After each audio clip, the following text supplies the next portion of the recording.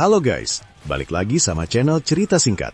Kali ini kita bakal bahas film bercerita tentang seorang cewek bernama Mary Sue, yang kelihatannya cuma anak beban keluarga, tapi ternyata menyimpan rahasia mematikan. Plot twistnya gokil banget, jadi pastikan nonton sampai habis ya. Yuk langsung aja kita masuk ke ceritanya. Film dibuka dengan flashback masa kecil Mary Sue. Kita melihat Mary Sue kecil menggambar dirinya dan ayahnya. Ayahnya berjanji bakal ngasih dunia buat dia. Rumah gede, mainan, dan pesta. Tapi caranya salah guys. Ayahnya malah ngajak Mary Sue ngerampok Toserba. Pas ayahnya nodongin pistol ke kasir, dor. Ayahnya ditembak mati di depan mata Mary Sue.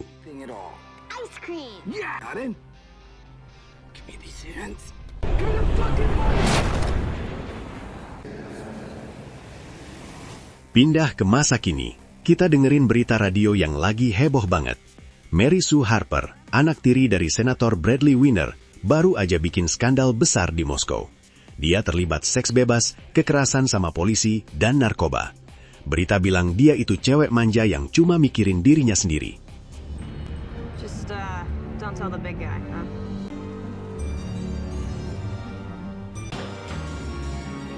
Kita kemudian diperlihatkan Mary Sue yang lagi di rumah mewahnya. Dia minta es krim sama pembantunya, Carrie, tapi Carrie tidak ada. Dia malah nemu kado kecil dari Carrie di meja kamarnya.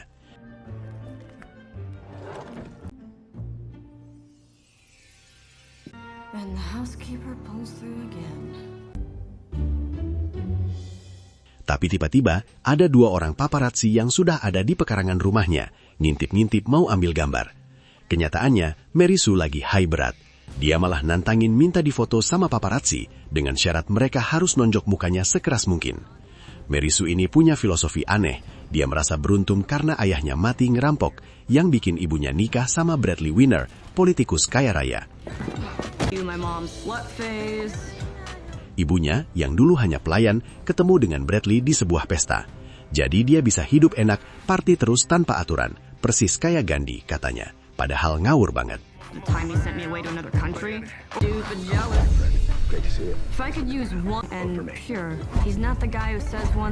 Sementara itu, Senator Bradley lagi pusing 7 keliling. Elektabilitasnya turun drastis gara-gara kelakuan Mary Sue. Lawan politiknya, Anita Koch, makin unggul. Inserting their like to quote her on this. Couldn't hit her in the damn. Mary Sue Harper got kidnapped for our fields are once again called into double digits and now that cut that into triangles. I could go. Sambil nonton berita itu, Bradley marah-marah sama Carrie soal sandwich yang harus dipotong segitiga. Bradley ini orangnya kontrol freak banget. Di kamarnya, Mary Sue lagi curhat lewat telepon sama temennya, Paige, sambil main game tembak-tembakan. Paige ngomporin Mary Sue kalau Bradley itu lemah dan cuma manfaatin dia buat ambil uang suap di luar negeri. Mary Sue malah mikir Paige ngomongin cowok-cowok yang gak bisa nonjok dia. Agak gak nyambung emang nih anak.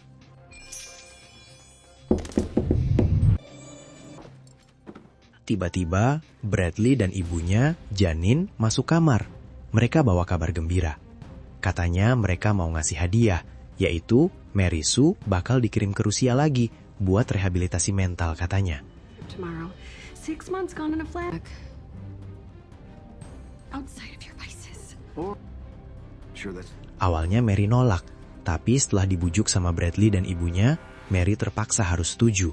Padahal dalam hati, Mary maki-maki ayah tirinya. Sedangkan ayahnya juga sudah jengkel banget sama Mary. Tapi sebenarnya ini cuma akal-akalan Bradley. Dia udah nyewa pembunuh bayaran buat ngabisin Mary Sue sebelum dia sempat berangkat ke bandara. Bradley bilang ke penasihatnya, Wes, kalau Mary Sue harus mati biar nggak ada skandal lagi. Sekalian dapat simpati publik karena kehilangan anak. Jahat banget ya ayah tirinya. is one serious badass psych has to be so clean you could eat off looking everywhere.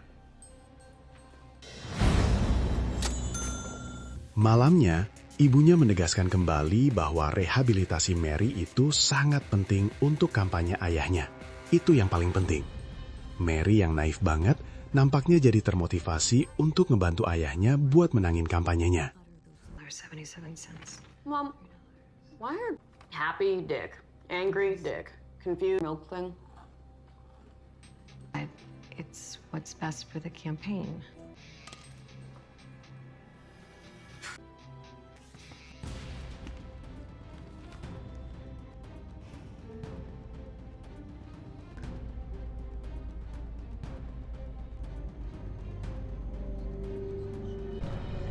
Malam itu juga, Bradley pamit mau kerja lembur padahal mau kabur dari TKP pembunuhan. Padahal dia sebenarnya pergi minum-minum sama teman-temannya di bar. Dia ninggalin Janine dan Mary Sue di rumah. Rencananya, pembunuh bayaran bernama Cable Henry bakal masuk.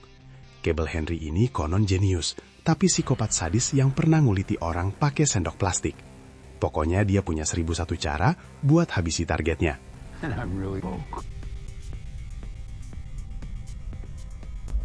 Cable Henry masuk ke rumah. Pertama dia ngikat Carrie, ART Mary, lalu ngikat ibu Mary juga.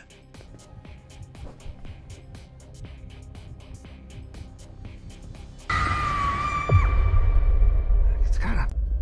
Carrie, she's been with ex-boyfriend on here. Eliminate Mary. Dia lalu masuk ke kamar Mary Sue. Kacaunya, Mary malah ngira Henry adalah stripper atau gigolo. Mary Sue ngira ini hadiah perpisahan dari Bradley.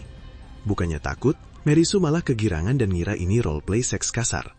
Pas Cable Henry mau nyiksa dia, Mary Sue malah ngetawain dan ngehina dia.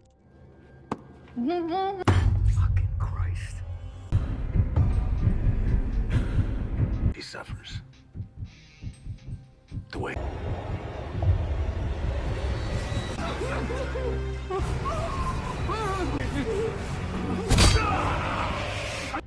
Katanya pukulannya lemah banget. Mary malah lepasin sendiri ikatannya dan nyontohin pukulan yang keras. Tapi Mary Sue secara gak sengaja malah bikin Cable Henry tewas.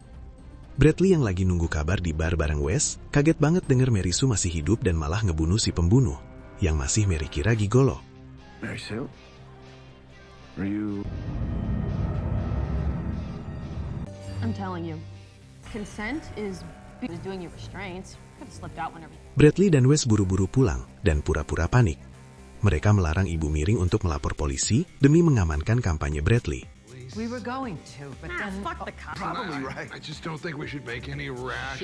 We need to know that we are safe. Yeah, we're safe. We're safe. Tiba-tiba lampu di rumah mati. Ternyata, 25 menit yang lalu, di perjalanan, Wes panik dan akhirnya manggil tim pembunuh bayaran kedua, The Steiners. Ini satu pasukan lengkap bersenjata api. Rencananya, mereka bakal pura-pura nyandera rumah itu, minta tebusan Bradley mundur dari pemilu, terus nggak sengaja nembak Mary Sue. Di rumah, Jane dan Carrie ketakutan karena tiba-tiba The Steiners menyerbu masuk. Sesuai rencana, Steiners meminta Bradley untuk mundur dari pencalonannya. We kill everyone for an answer. Mereka ngunci semua penghuni rumah di sebuah kamar, memberikan waktu 10 menit untuk memikirkan. To find harmony, to find free. If only they knew my heart. Di dalam ruangan kamar, Bradley mulai bersandiwara. Dia bilang dia akan mundur pemilu demi menyelamatkan keluarganya. Ibu Mary mengusulkan agar mereka kabur dengan lompat dari jendela. Tapi Mary Sue malah bersemangat. Dia mengusulkan supaya mereka semua melawan Steiners. Dia ngerasa ini kayak video game Battle Royale yang sering dia mainin. Dia bilang dia punya win rate 42% di game. Bradley melarang Mary untuk melakukan perlawanan. Tapi dalam hatinya, dia berharap banget agar Mary melawan. Right here, we stop. I'll just resign. No, they will be fucking dead. You're not. All those years I fought video games. I championed and heartless killers. I bet every terrorist out there plays. Don't do it. Go on. Do it. Gak lama kemudian, Mary Sue mulai beraksi. Dia tiba-tiba keluar dari kamar, lalu dia langsung menarik pistol dari penjaga yang kaget melihat Mary. Pertarungan langsung pecah. Dan guys, ternyata dia jago banget. Dia ngebantai pasukan Steiners satu persatu. Waktu pistolnya kehabisan peluru, sempat-sempatnya dia nanya, gimana cara reloadnya? Dia ngebunuh mereka sambil coba mengingat aksinya waktu main game. We love singing. Hey guys, how do you reload? Remember, stealth.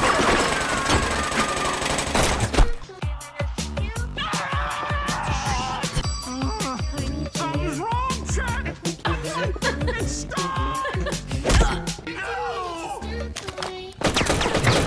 Akhirnya semua pasukan Steiners tewas.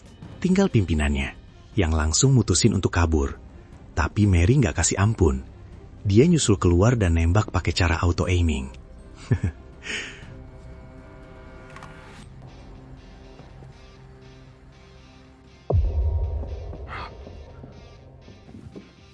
Bradley yang dengar suara tembakan berhenti, akhirnya turun ke lantai bawah, berharap Mary Sue udah mati. Dia malah nemuin Mary Sue selamat, dikelilingi mayat pasukan Stainers. Mary Sue dengan polosnya bilang, dia kalau sepertinya penjahat itu tidak pernah main game Fortnite. Bradley yang mulai stres sampai muntah-muntah di toilet. Yeah. A puff. It's just sometimes you need to talk about our feelings. Okay, come on. I just don't know what to say. I need bigger. Karena panik, Bradley nelpon Knox kembali, si maklar para pembunuh bayaran. Kali ini, Bradley marah-marah, karena pembunuh bayaran yang Knox kirim semuanya tidak becus. Situasi makin kacau. Knox akhirnya menyarankan Bradley untuk nyewa pembunuh bayaran legendaris yang udah pensiun selama 20 tahun buat membereskan ini semua. Pembunuh ini dijuluki The Blade of Man atau God's Chosen Butcher. Dia punya tingkat kesuksesan 100% berhasil menghabisi targetnya. Sudah banyak tokoh penting yang dia habisi. Dan senjata favoritnya, sepasang pisau, yang sudah dia pakai menghabisi 10.000 orang. Weh, sangar banget guys. Kill. Physically unchallenged. And alas, this... That's what I'm talking. Dan plot twistnya, pembunuh legendaris itu ternyata adalah Knox sendiri.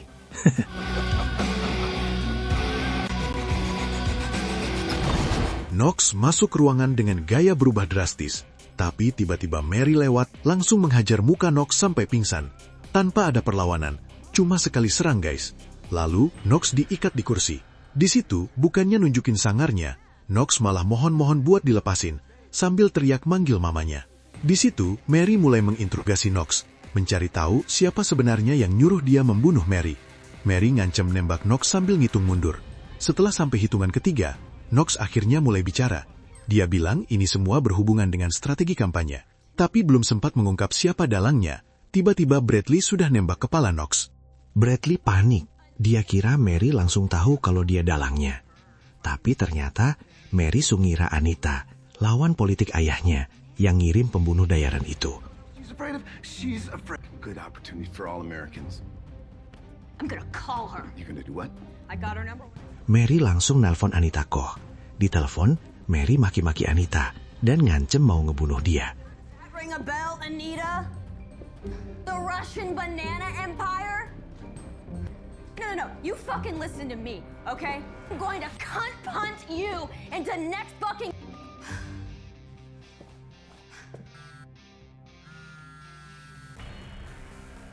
Gak lama kemudian, Anita nelpon ke HP Bradley.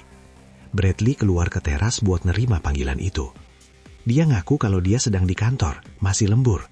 Dia nenangin Anita, bilang Mary sedang di bawah pengaruh obat-obatan. Di tengah pembicaraan, tiba-tiba ada panggilan dari Vlad, kenalan Bradley dari Rusia.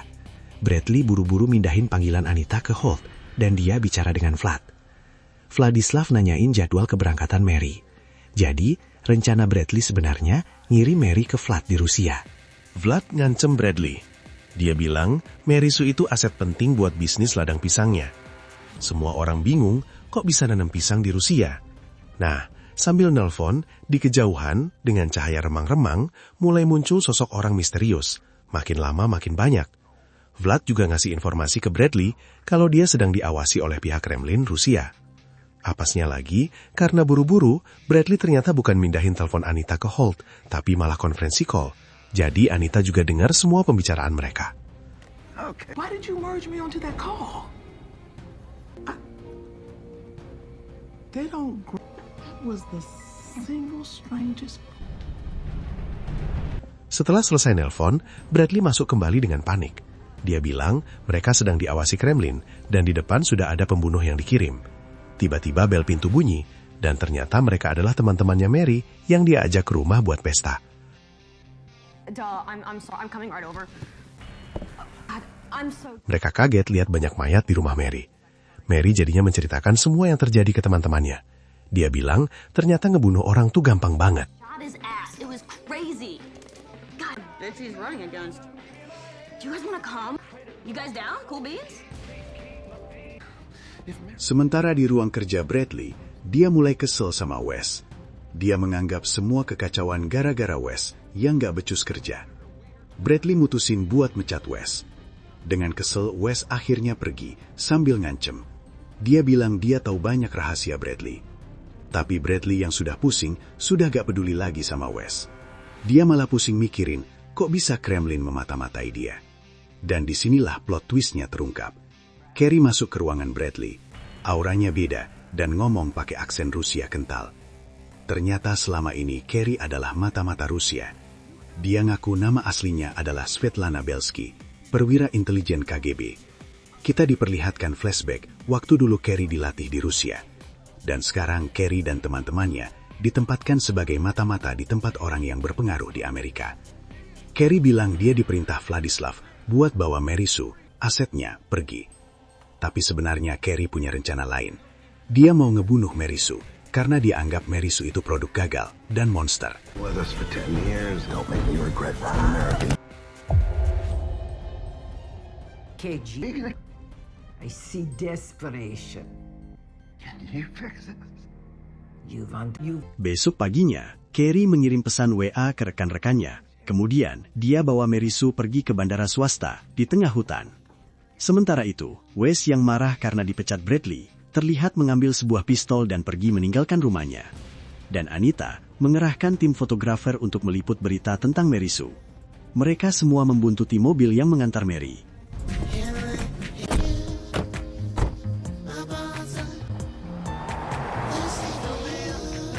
Give me the milk.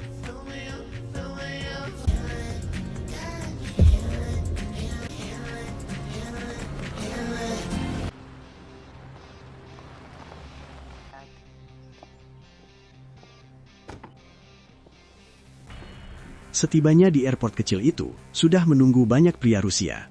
Mereka disuruh menunggu pesawat tiba, kira-kira 30 menit.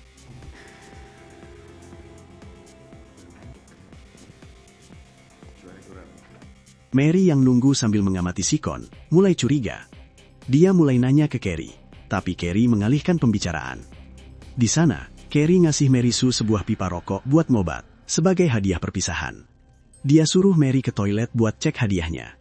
Tapi sebenarnya, ini adalah rencana Mary bersama Bradley. Pipanya udah dikasih racun fentanyl dosis tinggi yang bisa bikin mati dalam 60 detik. Mary seharusnya tidak bakal pergi dari bandara itu dalam kondisi hidup. Who do you think facilitated? Drug will be laced with 10 times lethal. Di toilet Mary, dilema. Mary sumutusi nelpon Bradley. Dia nanya satu hal, apa benar kamu sayang sama aku? Bradley, yang udah diancam sama Carrie, berakting di telepon. Dia bilang dia sayang Mary, tapi sebagai ayah, bukan Bradley. Dan dia nyuruh Mary nikmati hadiah dari Carrie. Something about it. I wanted to know if it's true. Okay, Mary Sue. What's true? I'm Dad. the gift from Carrie.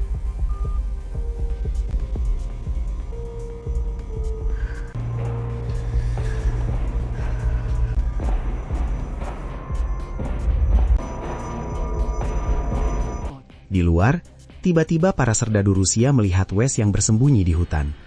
Dia juga ternyata mau mastiin Mary Sue mati. Carrie langsung merintahkan untuk nangkap Wes. Gak lama kemudian, para fotografer Anita juga ketahuan. Mereka semua dibawa masuk ke ruangan hanggar.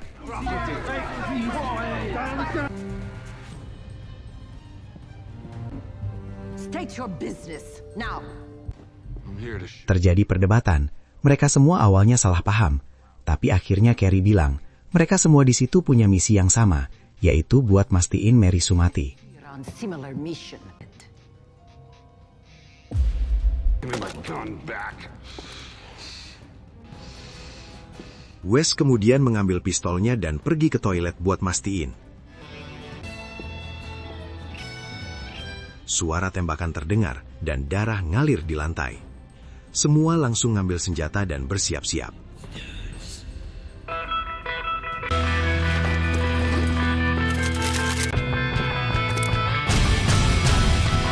Gak pakai lama, Marys keluar dari toilet sambil melepaskan tembakan. Adu tembak brutal pun pecah.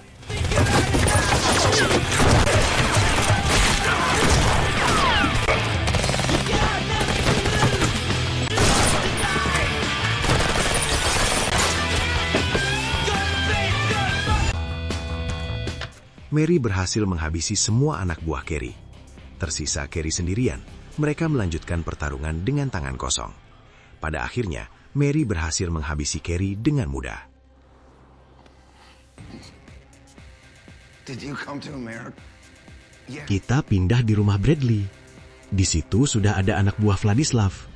Bradley awalnya bingung. Dia bilang Carrie sudah bawa Mary ke bandara. Tapi dia dikabari bahwa Carrie sudah mati. Bradley dan istrinya ketakutan, ngirain anak buah Vlad itu bakal nembak mereka. Tapi, lagi-lagi plot twistnya dasar terungkap. Mary Sue masuk ke rumah. Bradley dan ibunya kaget, lihat Mary Sue masih hidup. Berdarah-darah, tapi kelihatan sangar. Agen Rusia itu menjelaskan, kalau Mary Sue sebenarnya adalah proyek eksperimen cuci otak. Mary Sue dilatih jadi mesin pembunuh sejak lama, tapi ingatannya ditekan. Kecanduan narkoba dan sifat manjanya itu cuma efek samping, atau cara buat ngendaliin dia. Pemicu, trigger, mentalnya adalah gambar masa kecil yang dia buat bareng ayah kandungnya. Selama Mary Sue megang gambar itu, dia bakal tetap jadi boneka yang bisa dikontrol Vladislav. Dan saat Mary diperintahkan untuk menghabisi Bradley, tiba-tiba dia nolak dan bilang kalau dia sekarang sudah tidak mau dikendalikan orang lain. Mereka bingung. Mary akhirnya menjelaskan, waktu di toilet dia tidak jadi pakai pipa pemberian Carrie. Dia malah memutuskan untuk membakar gambar masa kecilnya. Hal itulah yang membuat dia tidak bisa dikendalikan lagi. Mary kemudian langsung menghabisi semua anak buah Vlad. Tinggal Bradley. Dia memohon untuk tidak dihabisi. Dia nyuruh ibu Mary untuk membujuk Mary. Tapi ibunya sudah muak sama Bradley. Dia malah memihak ke Mary. All this time, it was you, Bradley. Tapi ibunya membiarkan Bradley hidup karena menurutnya Vlad pasti akan mengirim anak buahnya yang lain untuk menghabisi Bradley. Bradley discard him with the trash. Mary dan ibunya akhirnya keluar dari rumah itu. Mary memutuskan untuk tetap terbang ke Rusia. Tapi kali ini beneran untuk ikut program rehabilitasi. Ibunya setuju dan mau nganterin anaknya ke airport.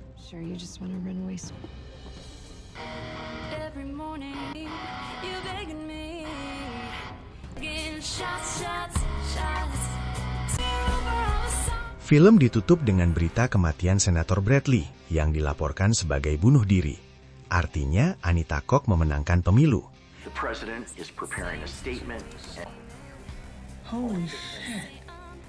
Tapi di adegan terakhir, kita lihat Anita Koch lagi lihat hasil foto anak buahnya yang sudah diupload di cloud. Dia marah-marah sama anaknya yang gamer, Jeremy, dan nyuruh pembantunya manggil anaknya. Dan ternyata ART-nya ini juga memberikan narkoba buat Jeremy. Mata-mata Rusia ternyata juga menyusup ke rumah Anita, siap memulai siklus manipulasi baru. Gila banget kan guys ceritanya? Dari cewek manja jadi John Wick. Pelajaran yang bisa diambil, jangan remehkan orang dari penampilannya, dan hati-hati milih ART. Oke, segitu dulu cerita kita kali ini. Jangan lupa klik tombol like dan subscribe biar nggak ketinggalan cerita seru lainnya. Sampai jumpa di video selanjutnya.